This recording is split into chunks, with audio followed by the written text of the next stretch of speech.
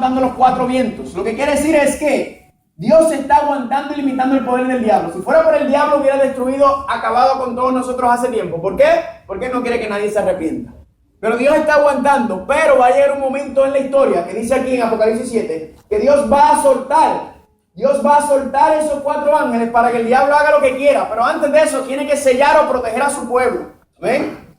Y ese pueblo, sigue diciendo en el versículo 4, los que son sellados, y oí el número de los sellados, 144,000 sellados de todas las tribus de ¿qué?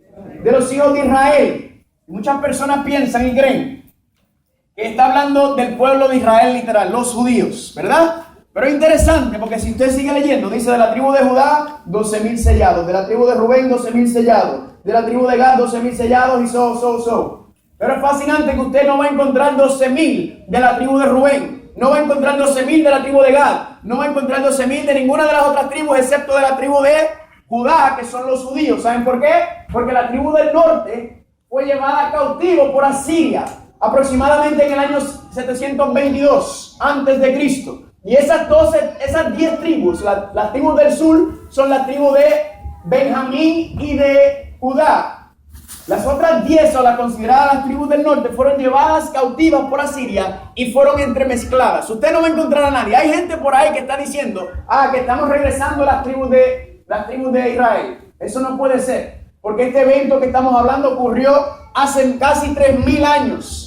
Así que esas tribus están esparcidas. De hecho, si usted le hacen una prueba de DNA, puede que le encuentren el DNA de alguna de las 12 tribus de Israel.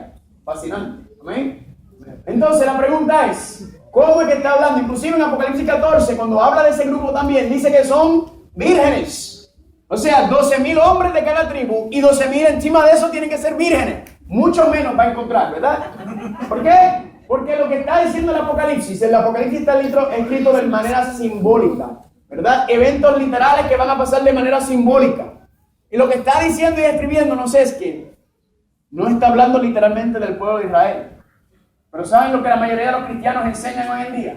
La mayoría de los cristianos enseñan que no le hagas caso a Apocalipsis del capítulo 4 para abajo, porque eso no tiene que ver, porque la iglesia va a ser raptada invisiblemente y va a haber un periodo de 7 años. Pero nosotros vamos a hablar de todo eso, porque eso es una de las cosas que hemos venido aquí, es a nosotros no permitir que lo que la cultura dice, que es lo que me enseñó mi mamá, mi papá, lo que me enseña el pastor, es que dice la Biblia.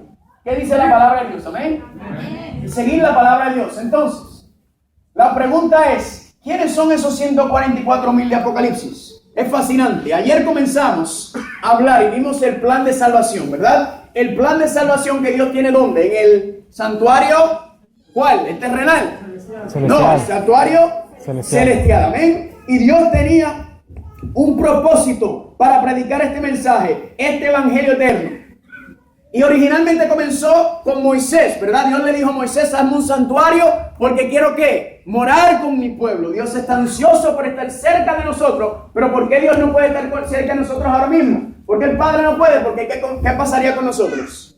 Nos consumiríamos en un instante. Primero tiene que resolver el problema del pecado y sacarlo para luego entonces venir a la tierra nueva y el cielo nuevo. ¿Eh? Amén. Y Dios le dijo a Moisés, hazme ese santuario porque yo quiero estar cerca de mi pueblo. 1. Y 2. Quiero mostrarle cómo es que los voy a salvar. Y vimos que todo es a través de la vida, del ministerio de Cristo Jesús. Amén. Amén. Y todo el asunto que vimos es el viejo pacto del santuario terrenal.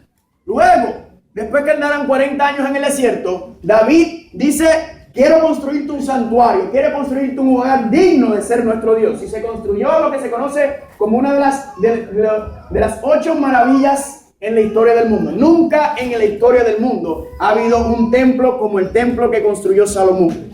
Una cosa fascinante, con los mejores materiales, con todo, con mejor madera, con oro, con todo. Y claro, todo eso era por dentro, porque no hacemos esas cosas por fuera. Amén. Y Dios está diciendo entonces que está construyendo, familia. Pero ese es el gran santuario hoy. Ese es el santuario hoy. Y si usted mira ahora mismo y usted va a Jerusalén, en donde estaba el santuario, usted se va a dar cuenta que hay allá atrás, ¿qué es eso? Eso se llama una mezquita, ¿verdad? Es un templo musulmán, ¿verdad? Porque los musulmanes a través de las cruzadas hicieron diferentes guerras para atrás y para adelante. Y el asunto es que ese es el santo templo que aquel construyeron para el Dios Todopoderoso. ¿verdad? Y si usted va a Jerusalén, usted va a notar que a los judíos solamente le han dejado esta pared que está aquí. Le llaman the West Wall, ¿verdad? La pared del oeste. Y le llaman el Wailing Wall o la pared del muro de lamentaciones porque saben lo que están haciendo ellos. Los judíos van ahí, si usted nota, hay grietas entre medio de las paredes y ellos ponen papelitos allá adentro con sus oraciones. Y ahí va mucha gente famosa porque es un lugar famoso. ¿Saben por qué están lamentando los judíos? Porque adivina qué ellos quieren hacer. Ellos quieren volver a construir el santuario. Quieren volver a construir el santuario. Quieren volver a traer los sacrificios otra vez. Y volver a todos los asuntos ceremoniales del viejo pacto. Porque piensan que cuando empiecen a hacer eso, Dios va a regresar otra vez y va a estar con ellos. En su presencia santa. Ese es el pensamiento judío. Y ese lamentablemente, familia, les voy a decir, es el pensamiento de muchos de los cristianos también que están pensando que las profecías de Apocalipsis se van a cumplir con el pueblo judío literal de Jerusalén. Pero hoy vamos a ver algo fascinante. Inclusive se llama Jerusalén. Jerusalén significa ciudad de paz. ¿Hay paz en Jerusalén? No. Hay paz, ese es el lugar quizás más violento, más inestable, con todo, la guerra, con toda la situación. Y si no fuera por los Estados Unidos, esa nación de Israel no existiría y no podemos entrar en contienda, pero ese es el asunto. Y la pregunta es, ¿acaso no son ellos el pueblo de Dios? ¿Acaso no son ellos los que Dios le dio todas las verdades? Le dio el santuario, le dio la ley. ¿No son ellos el pueblo de Dios? Si son ellos el pueblo de Dios, ¿qué pasa? ¿Por qué han pasado por tantas tragedias? ¿Por qué han pasado por el holocausto? ¿Por qué la situación que llevan? ¿Cómo puede el pueblo de Dios vivir en esa situación? Y lo que vamos a ver hoy es que vamos a estudiar la historia del pueblo de Israel desde el comienzo hasta el fin. Y vamos a ver exactamente por qué están en la situación en la que están. Y por qué la gente está engañada en cuanto a este asunto. ¿Están conmigo? Amén. Ahora, les voy a decir algo. Hay una maldición para la profecía que vamos a estudiar esta noche. ¿Una qué? Maldición. Hay una maldición. Dice la maldición rabínica, ley del Talmud, página 978, sección 2, línea 28, que los huesos de sus manos y los huesos de sus dedos se caigan y se descompongan de aquel que dé las vueltas de las páginas del libro de Daniel para encontrar el tiempo de Daniel capítulo 9, versículo 24 al 27, y que su memoria desaparezca de la faz de esta tierra para siempre. Familia, hay una maldición rabínica. Los rabinos le han puesto una maldición a la profecía que vamos a estudiar en esta noche. Y le pregunto, ¿usted tiene miedo? En Puerto Rico hay un refrán que dice, si tienes miedo, cómprate un perro. ¿Verdad? Aquí no tenemos que tenerle miedo, porque si está en la Biblia y está ahí, es porque Dios quiere que esté ahí y tenemos que estudiarlo. Así que vamos a estudiar por qué los rabinos judíos le han puesto una maldición a la profecía que vamos a estudiar en esta noche. ¿Y qué está pasando con el pueblo de Israel? Y toda la historia del pueblo de Dios comienza en Génesis capítulo 3. Para atrás, ahí. Génesis capítulo 3, versículo 14 y 15 dice: y el Señor dijo, Dios dijo a la serpiente, y pondré enemistad entre ti y la mujer, entre tu simiente y la simiente de ella. Él te herirá en la cabeza y tú le herirás ¿en dónde? En el calcañar. Después que Adán y Eva desobedecen a Dios y antes de cubrirlos con los mantos, con la piel de ese cordero, ¿verdad? Que representaba el plan de salvación, que representaba, ellos no murieron en ese momento. ¿Por qué? Dios dijo, el día que coman de ese árbol van a morir. ¿Por qué no murieron? Porque ¿quién murió en su lugar? Cordero. El cordero. Pero antes de Dios vestirlos con la piel del cordero, lo que representa la justicia de Cristo, antes de hacer eso, Dios le dijo a la serpiente una promesa, le hizo una profecía que es la primera profecía de la Biblia. Y le dijo, pondré enemistad entre ti y la mujer, entre tu simiente y la simiente de ella. Él te herirá en la cabeza y tú le herirás ¿en dónde? Calcañar. En el calcañar. Dios dijo, va a haber una guerra entre tu simiente y la simiente de la mujer. Y tú le vas a dar un golpe mortal a esa simiente. Pero esa simiente va a terminar destruyendo. ¿Y qué piensa el diablo? El diablo piensa perfecto. Yo lo que tengo que estar pendiente a esta mujer, a Eva, y cuando salga esa simiente de ahí, yo voy a matarlo, porque esa simiente es la que me va a destruir a mí. Pues ¿quién es el primero que sale, que sigue a los caminos del Señor? Se llama un joven Abel. ¿Han escuchado de Abel? ¿Verdad? Y el diablo ve y dice, aquí está Caín. Caín me pertenece a mí. Él es mi simiente. Los dos fueron a adorar a Dios. Mucha gente piensa que Caín era un impío. No, Caín fue a adorar a Dios. La diferencia entre Caín y Abel fue que Abel adoró a Dios como Dios se lo pidió y Caín fue a adorar a Dios como él quiso. Y ese es el problema hoy en día también. Esta misma situación se manifiesta en Apocalipsis porque hay dos mujeres. En Apocalipsis 12 hay una mujer pura vestida de la gloria de Dios, que obedece la palabra de Dios y vive de acuerdo a él. Pero hay otra mujer, una ramera se le llama en Apocalipsis 17, que fornica con los reyes de la tierra. Se le llama adúltera ramera porque no le es fiel a su esposo, que se supone que sea ¿quién? Dios. El mismo asunto, nada ha cambiado. El asunto es de la adoración. ¿Y cómo tú adoras? Habla de a quién tú adoras. ¿Escucharon bien? Cómo tú adoras enseña y refleja a quién tú adoras. Si no estás adorando a Dios de acuerdo a la palabra, de acuerdo a como Él te lo dijo, familia, puede ser que estén adorando a la persona equivocada. Dios le dijo, ¿y qué hace Satanás entonces cuando ve a Abel? Que Abel es justo, que Abel es bueno. Satanás dice sencillo, lo voy a matar. ¿Y qué? ¿Usa a quién? A Caín. Caín mata a Abel y el diablo dijo, problema resuelto. Ya, esa era la simiente de la mujer, pero ¿quién sale después? Sale otro joven que se llama Set, que significa sustituto. Y el diablo dice, espérate un momento, tengo un problema aquí. Ya veo que no es esa simiente, sino que aquí hay un plan para traer esa simiente y a través de ese linaje va a venir. Básicamente las escrituras hebreas es el plan de Satanás para destruir al pueblo de Israel, no porque ellos sean, sino porque a través del linaje del pueblo de Israel iba a venir el Mesías. Y el Mesías era el que le iba a aplastar y destruirlo. Entonces el diablo básicamente lo que hace es destruir. Por eso fue que Dios mandó un diluvio. ¿Por qué? Porque solamente quedaba un hombre justo en la tierra, que era ¿quién? Noé. Y Dios dice, bueno, si yo no hago algo, se me va a corromper la simiente y el Mesías no puede venir. ¿Y qué hace Dios? Envía el diluvio para proteger ¿qué? El linaje por donde va a venir la simiente. Luego Dios levanta un gran campeón, se llama Abraham, y Dios le da una promesa. Dice Génesis 22, 17 y 18. De cierto te bendeciré y multiplicaré tu ¿qué? Simiente. ¿Cuál es la palabra simiente? Como las estrellas del cielo y como la arena que está a la orilla del mar. Y tu simiente poseerá las puertas de sus enemigos. Y tus simientes serán benditas. ¿Cuántas? Todas. Todas las naciones de la tierra. ¿Por cuánto obedeciste qué? A mi voz. Le hago una pregunta. ¿Esta es una promesa condicional o incondicional? Condicional. ¿Condicional a qué? A la obediencia. Dios le dijo a Abraham, le prometió dos cosas: simiente, multiplicación y tierra. ¿Están conmigo? Tierra y simiente fue la promesa que se le dio a Abraham. A través de tu simiente, todas las naciones del mundo van a recibir esta bendición. Luego de Abraham vino Isaac y Dios le hizo la misma promesa a Isaac. Génesis 26, 3 al 5. Se le apareció el Señor y le dijo, no desciendas a Egipto, habita en la tierra que yo te diré. Habita en esta tierra y seré contigo y te bendeciré, porque a ti y tu simiente daré todas estas tierras y confirmaré el juramento que hice a quién. Abraham tu padre. Dios le hace el mismo pacto con Isaac. Y multiplicaré tu ¿qué? Tu simiente como las estrellas del cielo. Y daré a tu simiente todas estas tierras y todas las naciones de la tierra serán benditas en tu simiente. Nuevamente, ¿por cuánto o por qué? Porque oyó Abraham mi voz, guardó mis ¿qué? Mis mandamientos, mis estatutos y mis leyes. Mucha gente piensa que los 10 mandamientos fueron dados en el monte Sinai. Aquí claramente enseña que Abraham guardaba la ley de Dios. Amén. Amén. Wow. Entonces, nuevamente, esa es la promesa. ¿Y qué sucede después?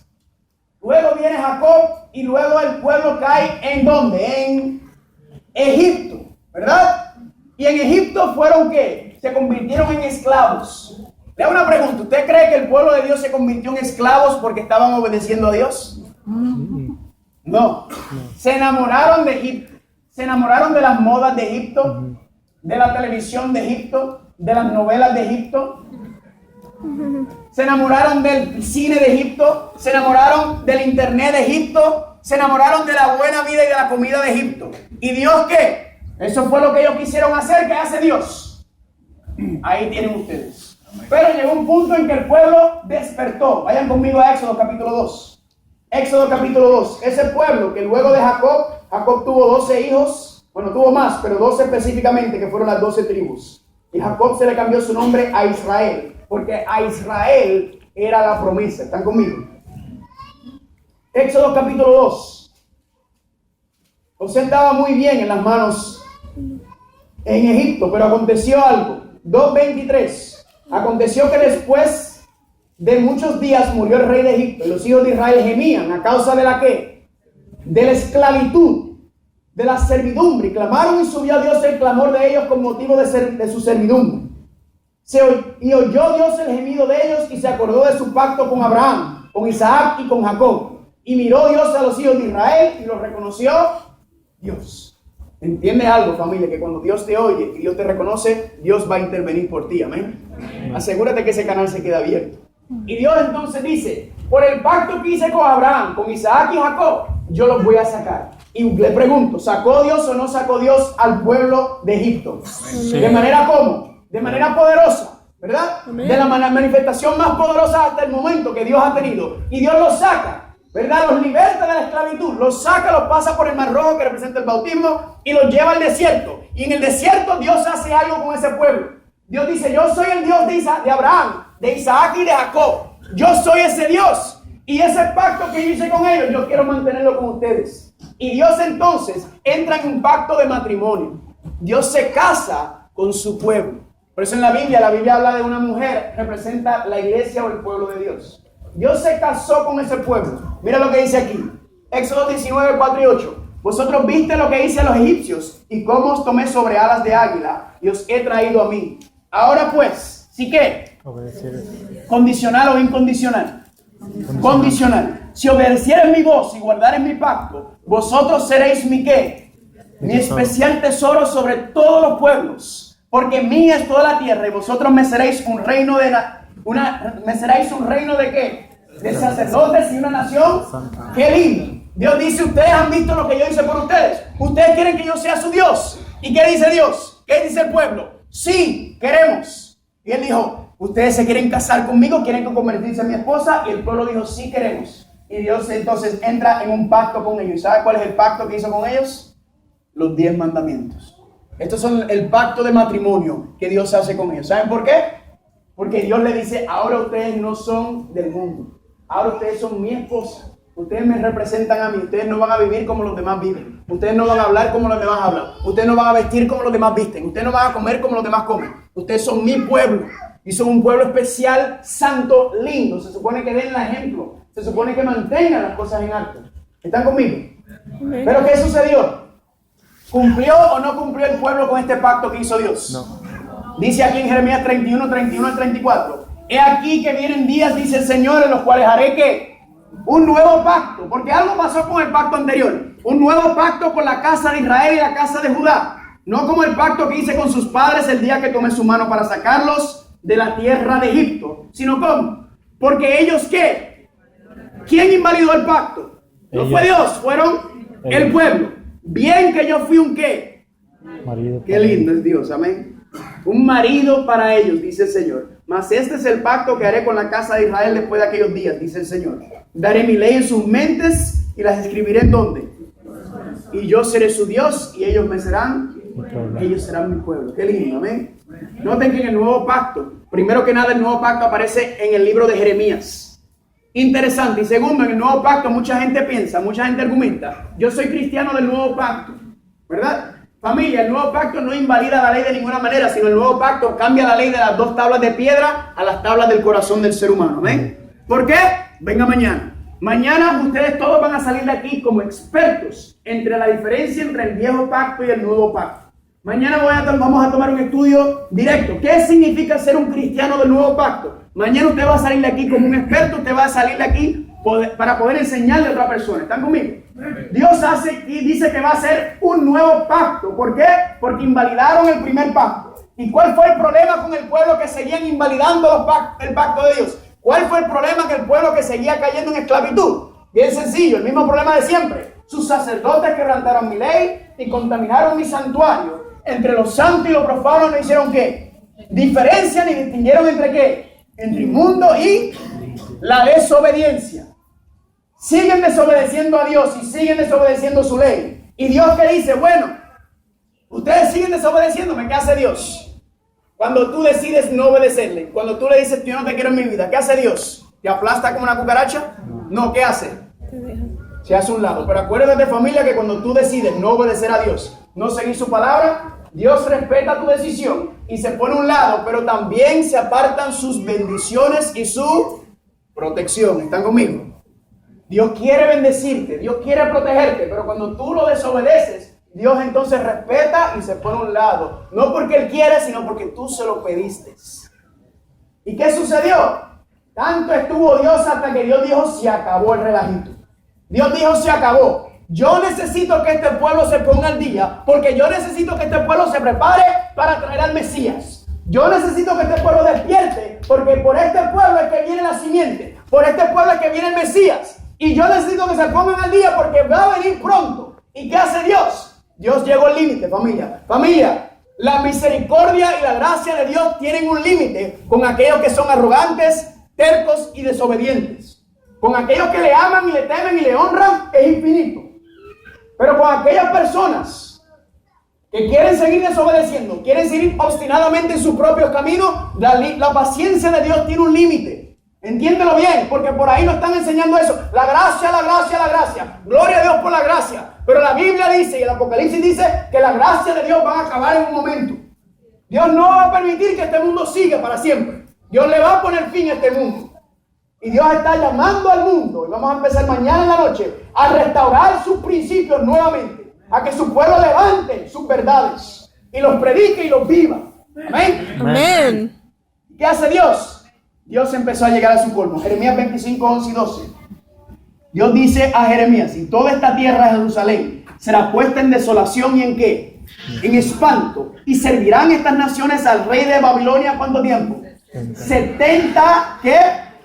Esto fue escrito, familia, escuche bien, en el año 606 antes de Cristo. Dios dijo, el pueblo me quiere seguir desobedeciendo, está bien. Yo los voy a dejar que se caigan en esclavitud nuevamente en Babilonia. Pero los voy a dejar en Babilonia ¿por cuánto tiempo?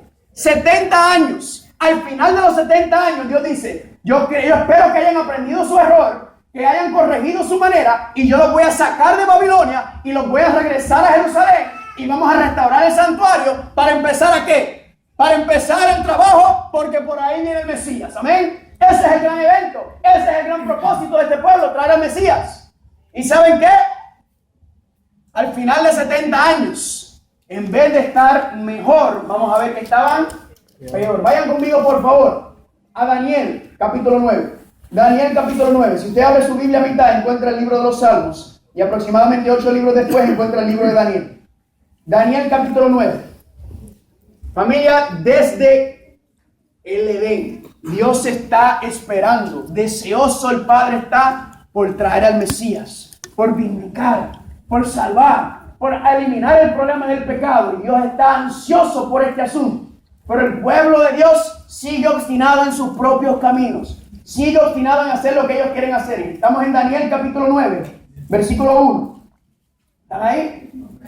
Aquella profecía que Dios le dio en los 70 años fue en el año 606. Dice, en el año primero de Darío, hijo de Asuero, de la nación de los Medos, que vino a ser rey sobre el reino de los caldeos, en el año primero de su reinado, yo Daniel miré atentamente en los libros el número de los años de los que habló el Señor al profeta Jeremías, que había de cumplirse las desolaciones de Jerusalén ¿en qué? En 70 años. Daniel escribe esto y es el año 538. Y Daniel dice, espérate un momento, estudiando la misma profecía, diciendo, espérate, 70 años se van a cumplir y Dios nos va a sacar de Babilonia para regresar a Jerusalén y restaurar el santuario y prepararnos para la llegada del Mesías. Pero Daniel se da cuenta que cuando están en Babilonia, en el año 538, y los 70 años terminan en el año 536, se da cuenta que el pueblo está peor. Cuando usted castiga a su hijo o a su hija, usted no lo castiga por mostrar cuán poderoso es usted. Usted lo hace porque hicieron algo malo y tú quieres que ellos que aprendan, ¿verdad? Que reconozcan su error y se apartan de eso. Pues Daniel se da cuenta y adivina qué. Ahora estaban enamorados de la comida de Babilonia. Ahora estaban enamorados de las modas de Babilonia, de la televisión de Babilonia, de las películas de Babilonia. Se enamoraron de Babilonia. Y Daniel dice, espérate un momento, quedan 2 años para cumplirse esta profecía y el pueblo está peor. Y Daniel, deseoso de ¿qué? De regresar a Jerusalén porque quiere restaurar el santuario. Quiere prepararse para la venida del Mesías. Sigue diciendo Daniel en el versículo 3. Y volví mi rostro a Dios, el Señor, buscándole ¿en qué? En oración y ruego, en ayuno, cilicia y ceniza. Y oré al Señor mi Dios e hice confesión diciendo, ahora Señor Dios grande, digno de ser temido, que guardas el pacto y la misericordia con los que te aman y guardan tus mandamientos. Hemos pecado, hemos cometido iniquidad, hemos hecho impíamente y hemos sido rebeldes y nos hemos apartado ¿de qué? De tus mandamientos y tus... Nota la oración de un hijo de Dios. Daniel no está ahí. De hecho, Daniel es una figura en la Biblia que no se le dice, no se le imputa nada malo. Dios hasta llama a Daniel por nombre. Daniel fácilmente puede decir, mira este pueblo, Dios, este pueblo está terrible.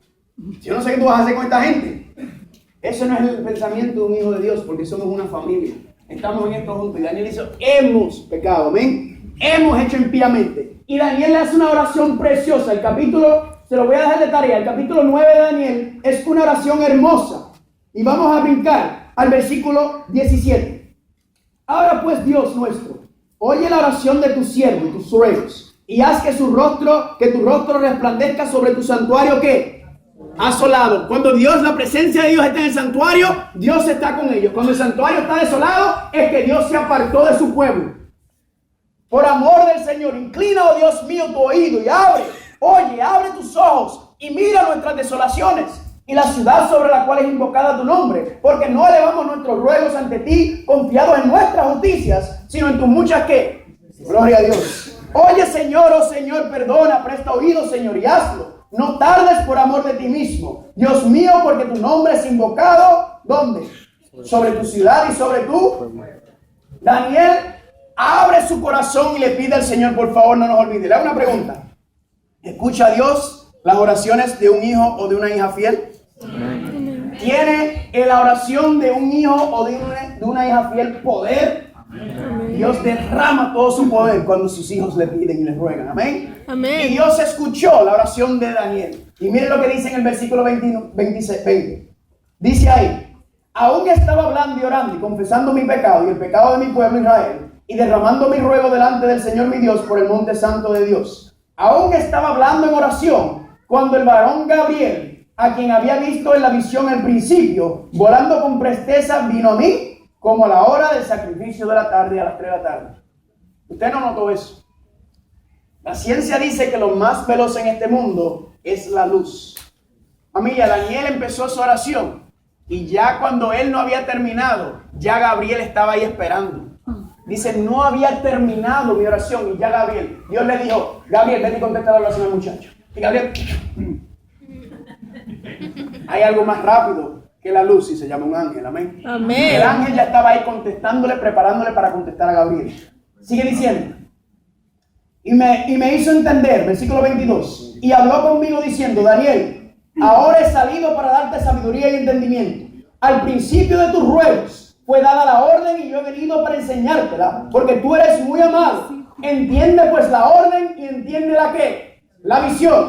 70 semanas están determinadas sobre tu pueblo y sobre tu santa ciudad, para terminar la prevaricación, poner fin al pecado, expiar la iniquidad, para traer la justicia perdurable y para sellar ¿qué? La visión y la profecía y ungir a ¿quién? Al santo de los santos. ¿Cuántos dicen amén? Amén. Dios dijo, estoy escuchando tu oración, mi hijo, y vine a contestarte y a darte consuelo para que sepas que le voy a dar 70 semanas al pueblo. O sea, Dios lo que le está dando es una ¿qué? Una extensión a esa probatoria de 70 años para ponerse al día. 70 semanas están determinadas sobre tu pueblo y sobre tu santa. Pero tenemos un problema, que 70 semanas es 1 año y medio aproximadamente. 1 año y medio. Tiene sentido si todavía le faltaban 2 años al pueblo para terminar de cumplirse los 70 años. ¿Tiene sentido que le haya dado 1 año y medio más? No, para eso hubiera dejado que corriera el tiempo. Además, si en 68 años no se han enderezado, ¿cómo se van a enderezar en 1 año y medio? No tiene sentido. ¿Y saben por qué? Porque hoy les voy a enseñar y vamos a compartir un principio profético que tiene que ver con las profecías concernientes, especialmente con las profecías del tiempo del fin. Y ese fundamento quiere decir esto. Un día profético es equivalente a 1 año literal. ¿Me escucharon? Repetimos. Un día profético es equivalente a 1 año literal. ¿Están conmigo?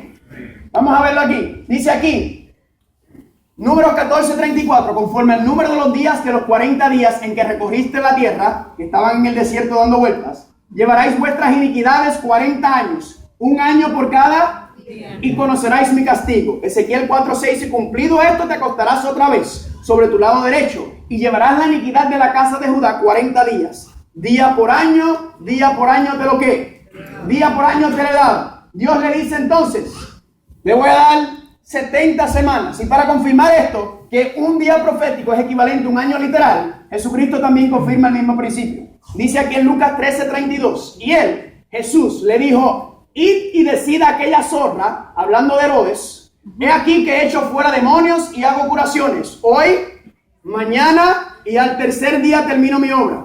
Le hago una pregunta. ¿El ministerio de Jesucristo duró 3 días? No. 3 años. Duró 3 años. ¿Están conmigo?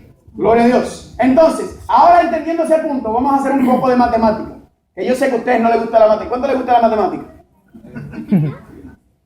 Peor, mira para allá. Saben que no es culpa de ustedes. Siempre me gusta decir esto. No es culpa de ustedes que no les gusta la matemática, es culpa de sus maestros. Porque la matemática es linda, ¿ven? Bueno, ya tenemos que son 70 semanas, ¿verdad? Entonces, vamos a empezar a hacer un poco de matemática. Daniel 9:24. 70 semanas, ¿cuántos días hay por semana? 7, ¿verdad? 70 por 7 son 490 días, pero sabemos que un día profético es equivalente a un año literal. Entonces no son 490 días, son 490. Ahora sí, ¿verdad?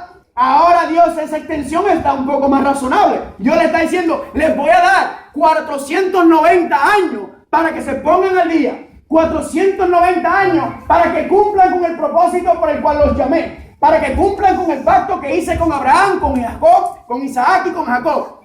490 años hasta ahí. Fascinante. Ahora la primera pregunta tiene que ser, ¿cuándo comienzan los qué? Los 490 años. ¿Verdad? Esa es la primera pregunta. Pues sencillo. Miren ahí en Daniel capítulo 9, versículo 25. Dice, ¿sabe pues si entiende que desde la orden, de la salida de la orden, para restaurar y edificar a Jerusalén, hasta el Mesías príncipe, habrá que 7 semanas y 62 semanas? Se volverá a edificar la plaza y el muro en tiempos que Dios le dice desde la orden para restaurar y reedificar a Jerusalén. Y la pregunta es entonces, ¿cuándo se da esa orden para reedificar o restablecer no solamente el santuario, sino todo el asunto político, el gobierno, toda la ciudad, en toda su esfera social, civil? Dios dice, voy a restaurar Jerusalén nuevamente. ¿Cuándo se dé esa orden? Y la pregunta es, ¿cuándo se da esa orden? Le voy a dejar de tarea que usted se lea el libro de Esdras. Esdras capítulo 7, se da la orden para restaurar y reedificar a Jerusalén. ¿Están conmigo? Ya tienen 2 capítulos de tarea. Y les voy a enviar mis notas también con todo esto. Dios dice en Esdras capítulo 7, le da entonces la orden. Y esa orden se da fascinantemente, ¿en qué año? Dice en Esdras 7, 7 y 8. En el 7º año del rey, ¿quién? Qué bueno que lo dijeron porque yo no lo sé decir. Y llegó a Jerusalén en el mes 5º, el año 7º del rey. La historia enseña que el 7º año del reinado de Artajerjes fue ¿qué año? El año 457. ¿Cuántos dicen amén? Amén. Familia, estamos desglosando profecía bíblica dada miles de años atrás. Y estamos viendo cómo se está cumpliendo al pie de la letra. Entonces Dios dice, les voy a dar 490 años comenzando en el año 457. Ahora vamos a hacer más matemáticas. Daniel 9:25. ¿Sabe pues si entiende que desde la salida de la orden para restaurar y edificar a Jerusalén, hasta quién? Familia, esta orden, esta profecía se dio 600 años antes. 600 años antes. Hasta el Mesías príncipe habrá ¿qué? 7 semanas y luego ¿qué? 62 semanas. 7 semanas más 62 son ¿cuántas semanas? 69. 7 semanas primero cuando se empezó a construir, a restaurar Jerusalén, y luego 62 semanas más para que llegara ¿quién? Hasta el Mesías. Y entonces la pregunta es, ¿qué ocurrió ahí? 69 semanas por 7 días son 483 días, pero un día profético es equivalente a un año literal. Lo que quiere decir es que se supone que el Mesías aparezca ¿cuándo? Al final de los 483 años. Amén. Amén. Vamos a hacer el cálculo. Desde el año 457, tú le sumas 483, pero hay que restarlo porque el número es más grande, y te va a dar el año 26. Le sumas 1 por el año 0 y te lleva al año 27. 27. ¿Qué ocurrió en el año 27 Anno Domini? Dice Lucas capítulo 3 versículo 1. En el año 15 del imperio de Tiberio César, que fue un emperador romano, la historia enseña que el año 15 del reinado de Tiberio fue en el año 27 Anno Domini. Y el mismo capítulo nos dice cuál fue el evento que ocurrió al final de los 483 años. Y ese evento es que Lucas capítulo 3 versículos 21 y 22 dice: y aconteció que cuando todo el pueblo se bautizaba, también Jesús fue bautizado. Y orando el cielo se abrió y descendió el Espíritu Santo sobre él en forma corporal, como paloma. Y vino una voz del cielo, decía: tú eres mi hijo amado, en ti tengo que. En el mismo año 27, ¿quién se bautizó? Jesús. Y esa palabra, en ti tengo complacencia, no recoge lo que está sucediendo ahí. Porque la palabra griega para complacencia es la palabra eudoqueo, que significa contento, complacido, gozoso. El Padre estaba gozoso porque el Hijo hizo eso, pero no. Lo que significa ahí es que formalmente y oficialmente ratificado, autorizado, sello de aprobación. El Padre estaba diciendo: ese muchacho que salió de las aguas, ese es el Mesías, esa es la simiente, amén, esa es la promesa, ese es mi hijo, amén, ese es el que va a destruir al diablo, ese es el que va por los pecados, ese es el que va a salvar la raza humana. Él estaba diciendo: ese es mi muchacho. Amén. Amén. El Padre estaba confirmando: ese es el Mesías prometido de Génesis capítulo 3. Ese es el Cordero inmolado. Gloria a Dios. Amén. Amén. Y todo el cielo tenía que gozarse. Y por eso es que dice ahí en Lucas 4:18: el Espíritu del Señor está sobre mí por cuanto me ha ¿qué? Ungido. La palabra ungido en griego es Mesías. El Mesías, el gran general que iba a venir a librar al pueblo de los romanos. El gran capitán fuerte. Y entró en un asno y crucificado desnudo en la cruz. Porque ayer no dijimos que el poder, la omnipotencia de Dios no depende de su fuerza, sino depende de su ¿qué? De su amor y su sacrificio y su humillación por ti y por mí. Así es como Dios te gana. Así es como Dios te enamora, te persuade. ¿Y a qué pasó en la cruz? La acusación del diablo quedó ¿qué? Patas arriba, como dicen, ¿verdad? Porque todo lo que dijo de Dios le cabía a él, y Dios mostró el universo completo. Dijo: ese Dios es un Dios de amor. Amén. Ese es un Dios a quien yo le puedo servir. ¿Saben cuál es el problema? Que el carácter de Dios y el nombre de Dios ha sido vindicado en el universo. Pero ¿saben dónde queda un lugar en el universo donde el carácter de Dios no ha sido vindicado todavía? ¿Y saben dónde es? Aquí en la tierra. Ese nos toca a ti y a mí hacerlo. Vindicar el carácter de nuestro Dios. Amén. Dios entonces llama y dice: ese es el Mesías, ese es mi hijo. Ahora le hago una pregunta: ¿sabía Jesucristo sobre la profecía de las 70 semanas? ¿Sí o no? ¿Cómo Jesús iba a saber cuándo terminar de trabajar en la carpintería de su papá? ¿Cómo? Si no era por qué, por las profecías. Él sabía que en el año 27 él tenía que dejar la carpintería a un lado y tenía que ir a cumplir el propósito por el cual fue que nació. ¿Están conmigo? Por eso dice Marcos 1, 14 y 15: Jesús vino a Galilea predicando el evangelio del reino de Dios, diciendo: ¿el tiempo qué? El tiempo se ha cumplido y el reino de Dios se ha acercado. Arrepentidos y creed en él. Amén. Gloria a Dios. Amén. Se acabaron esas primeras 69 semanas y se cumplió al pie de la letra, familia. 600 años antes se cumplió al pie de la letra el año en que iba a ser ungido el Mesías. ¿Cuántos dicen amén? Amén. Gloria a Dios. Ahora vamos a dar un repasito. La primera parte, 62 más 69 más 62 son 69. Y vimos que son 483 años. Desde el año 457 que se da el decreto para restaurar a Jerusalén. Cuando cuentas 483 años te lleva al año ¿qué? 27, amén. Pero falta ¿qué? Falta ¿qué falta? Una semana, ¿verdad? Falta una semana porque el tiempo de probatoria fueron 490 años, no 483. Todavía falta una semana. Ahora, cuando usted mira esa semana que falta, ya sabemos que una semana ¿cuántos días tiene? 7 días. Y no son días, sino son años. Lo que quiere decir es que se le acabó el tiempo de probatoria del pueblo de Israel. ¿Se le acabó el tiempo de probatoria del pueblo judío? Todavía no. ¿Todavía les queda cuánto tiempo?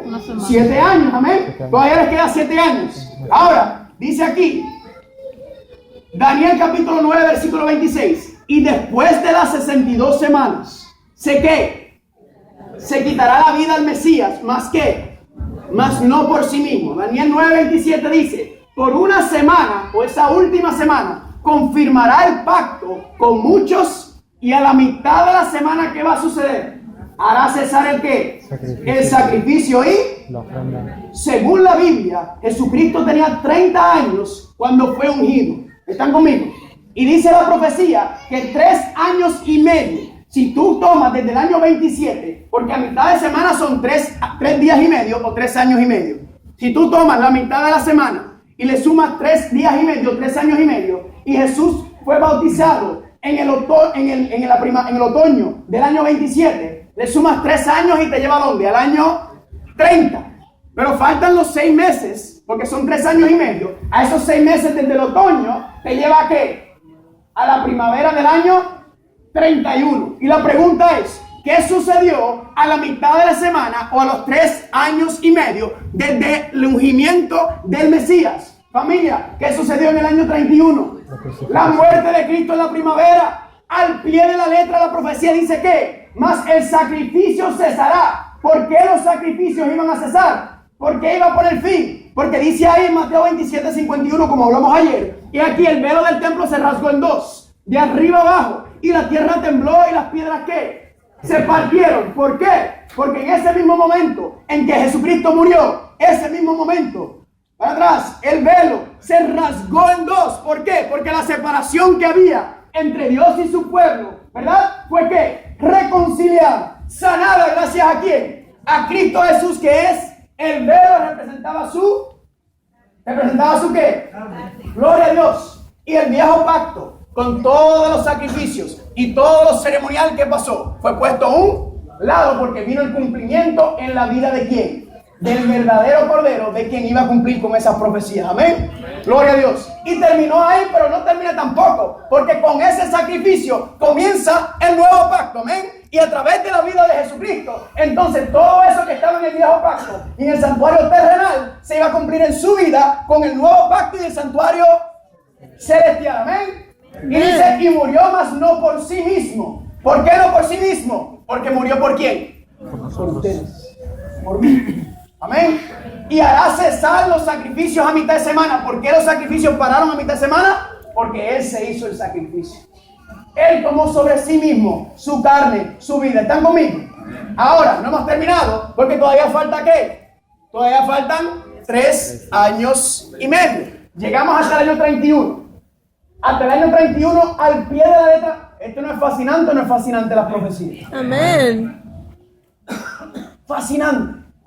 Pero faltan 3 años y medio. El año 31 Jesucristo muere en la primavera. Pero todavía le falta el pueblo ¿qué? Le falta el pueblo. ¿Se le acabó el tiempo de probatoria del pueblo judío? No, ¿verdad? Todavía le queda ¿qué? 3 años y medio. Todavía le queda 3 años y medio, dice Daniel 9:27. Y por una semana confirmará el pacto ¿con quién? Con muchos. Gloria